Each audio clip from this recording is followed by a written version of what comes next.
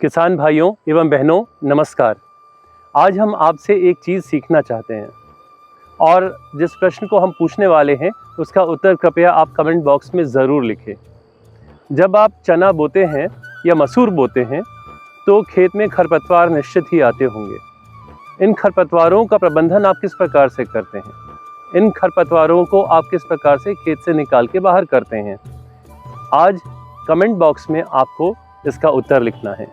अगर आप किसी भी प्रकार के रसायन का उपयोग करते हैं, अगर आप खेत में किसी भी प्रकार की दवाई का उपयोग करते हैं, आप किसी भी प्रकार के खरपतवार नाशक का उपयोग करते हैं, जबकि खेत में चने या मसूर का अंकुरण हो चुका है, तो आपको ये जान के आश्चर्य होगा कि ये करना गलत है। क्योंकि वैज्ञानिक तौर पे अभी तक कोई भी ऐसी दवाई उपलब्ध नहीं है, कोई भी खरपतवार नाशक उपलब्ध नहीं है जिसका उपयोग आप अंकुरण होने के पश्चात चने में या मसूर में उपयोग कर पाएं। तो फिर क्या करना होगा? खरपतवार रोकने के लिए जबकि गर्मी का मौसम हो उस समय गहरी जुताई करना बहुत ज़रूरी है खेत की।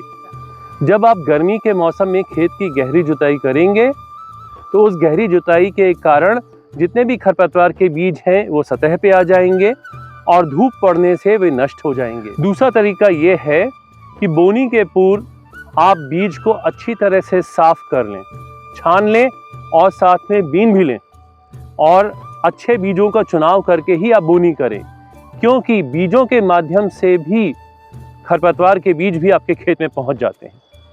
तीसरा तरीका, जिस ट्रैक्टर का उपयोग आप कर रहे हैं बोनी के लिए, उनके पहियों को और साथ में जो सीड ड्रिल है उसकी भी आप अच्छे प्रकार से सफाई कर लें, क्योंकि कई बार इनके माध्यम से भी खरपतवार के बीज आपके खेत में पहुंच जाते हैं। तो इस प्रकार से आप चने और मसूर के खेत में खरपतवार की संख्या में कमी ला सकते हैं।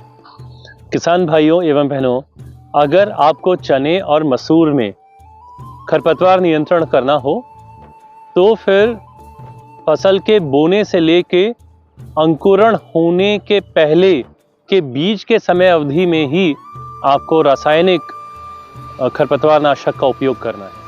रासायनिक खरपतवार नाशक का नाम है पेंडिमिथिलिन 38.7% CS, जिसका उपयोग आप 700 मिलीलीटर 200 लीटर पानी में घोलकर प्रति एकड़ की दर से छिड़काव कर सकते हैं।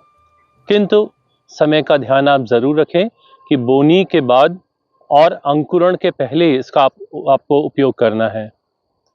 इसके उपरांत आप इस दवा का उपयोग नहीं कर सकते हैं, अन्यथा फसल खराब हो जाएगी। पर अब जब फसल आपकी उग चुकी है तब आप क्या करेंगे?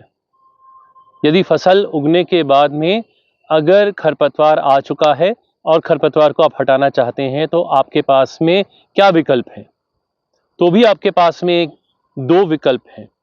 एक विकल्प तो ये है कि आप अपने हाथ से ही खरपतवार निकालना शुरू करें और खरपतवार को खेत से बाहर ले जाएं। दूसरा उपाय आपके पास साइकिल कुल्पे के रूप में है।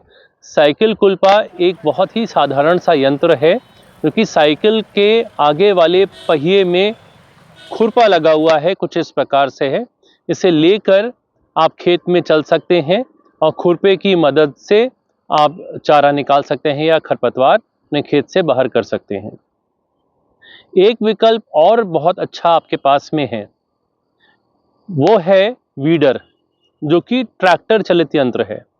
ट्रैक्टर के पीछे आप वीडर, वो एक दांते के रूप में होता है, उसको लेके आप खेत में निकलें तो ये जो दांते हैं ये खरपतवार को उखाड़ते हुए चले जाएंगे।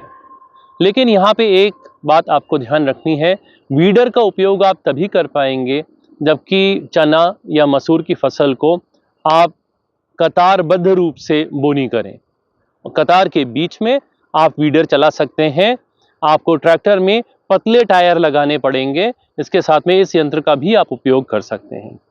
तो किसान भाइयों एवं बहनों, आशा है आपको यह वीडियो पसंद आया होगा।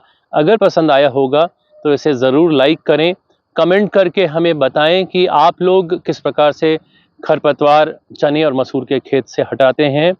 और हमारे चैनल को आप ज़रूर सब्सक्राइब करें। बहुत बहुत धन्यवाद। नमस्कार।